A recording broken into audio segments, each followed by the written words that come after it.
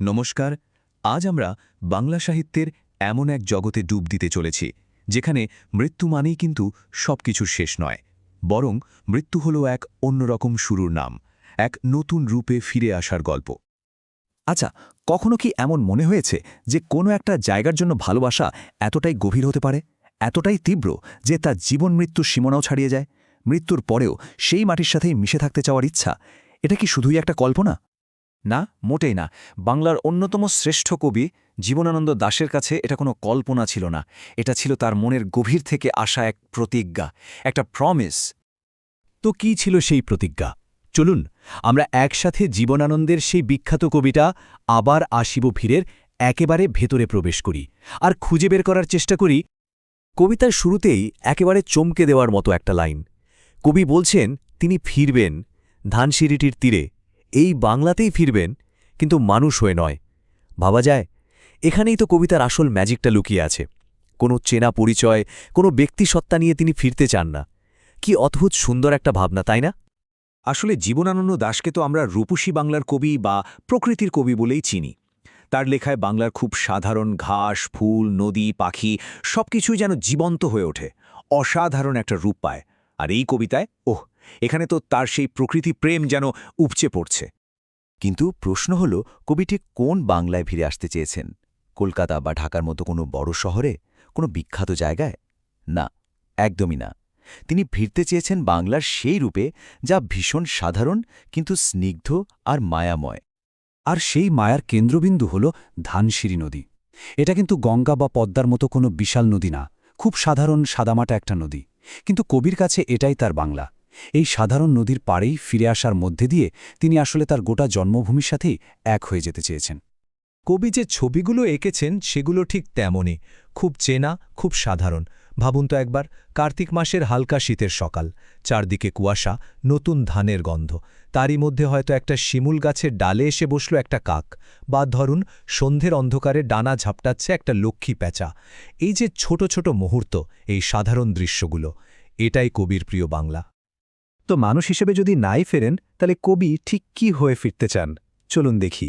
তার ইচ্ছাটা ছিল তিনি নিজেই প্রকৃতির একটা অংশ হয়ে যাবেন। মজার ব্যাপার হল, কবি কিন্তু বাঘ বা সিংহের মতো কোনো শক্তিশালী প্রাণী হতে চাননি। না, তিনি হতে চেয়েছেন শঙ্খচিল, ভোরের কাক, হাঁস কিংবা লক্ষ্মী প্যাঁচা, মানে বাংলার প্রকৃতির সাথে একেবারে মিশে থাকা খুব সাধারণ কিছু জীব। হয়তো তিনি একটা শঙ্খচিল হয়ে যাবেন, এই বাংলার আকাশে মেঘের কাছে ভেসে বেড়াবেন, আর উপর থেকে দু চোখ ভরে দেখবেন তার ভালোবাসার বাংলাকে। কিংবা সেই যে কার্তিকের কুয়াশা ঢাকা সকালের কথা বললাম, সেই সকালে তিনি হয়তো একটা ভোরের কাক হয়ে ফিরবেন, কুয়াশার চাদর সরিয়ে নবান্নের নতুন ধানের গন্ধ গায়ে মেখে একটা গাছের ডাল থেকে আরেকটা ডালে উড়ে বেড়াবেন। আবার এমনও হতে পারে তিনি এক ঝাঁক হাঁসের মধ্যে একটা হয়ে যাবেন, সারা দিন নদীর ঠান্ডা জলে ভেসে বেড়াবেন, কলমির গন্ধে নিজেকে হারিয়ে ফেলবেন। কবি যেমনটা বলছেন, এই ফিরে আসাটা এতটাই স্বাভাবিক হবে যে মনে হবে যেন কোনো কিশোরীর পায়ের ঘুঙুর হয়েই তিনি বেজে উঠছেন। কিন্তু কেন কেন এই অদ্ভুত সব রূপ বেছে নিলেন তিনি? মানুষ হয়ে ফিরতে কি অসুবিধে ছিল? এর পেছনে কিন্তু একটা খুব গভীর ভাবনা, একটা দর্শন কাজ করছে। ব্যাপারটা একটু বোঝার চেষ্টা করা যাক। দেখুন, মানুষ হিসেবে ফিরলে কি হতো? একটা আমি থাকত, একটা অহংবোধ থাকত। তখন বাংলাকে বাইরে থেকে দেখতে হতো, একজন দর্শকের মতো। কিন্তু যখন তিনি শঙ্খচিল বা কাক হয়ে ফিরছেন, তখন তিনি আর দর্শক নন, তিনি নিজেই সেই দৃশ্যের একটা অংশ।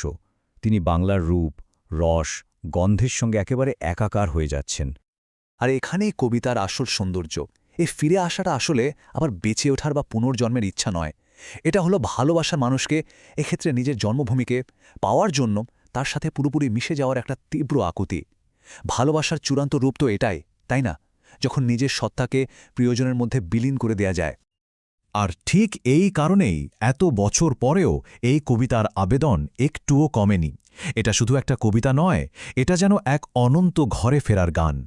শেষ পর্যন্ত আবার আসিব ফিরে আমাদের একটা কথাই মনে করিয়ে দেয়, দেশের সঙ্গে, মাটির সঙ্গে আমাদের যে টান, সেটা শুধু স্মৃতি বা পরিচয়ের মধ্যে আটকে থাকে না, এটা আমাদের অস্তিত্বের সঙ্গে জড়িয়ে থাকে, একটা অদৃশ্য সুতোর মতো।